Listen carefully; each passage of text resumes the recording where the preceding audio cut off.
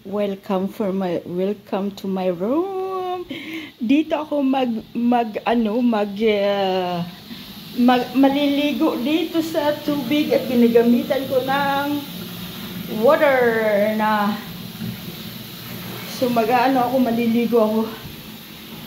Tara, it is me. Dito ako maliligo sa Hotel Pier. Nandito ako ngayon. Papakita ko lang.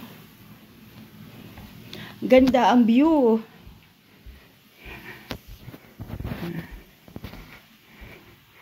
Wow. So amazing. Oh, cool. May terrace din dito. Pwede din nilalabas dito. Oh, guys. Oh, di ba? Oh, ang lamig. So dito ako. So isasarado na to dahil maliligo ako.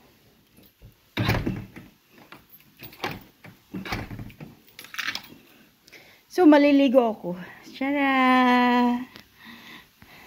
Ay, relax tayo dito. Naghihintay ako doon, magsha-shower ako doon, buda-buda ako doon sa kwarto ko. Ay, chara!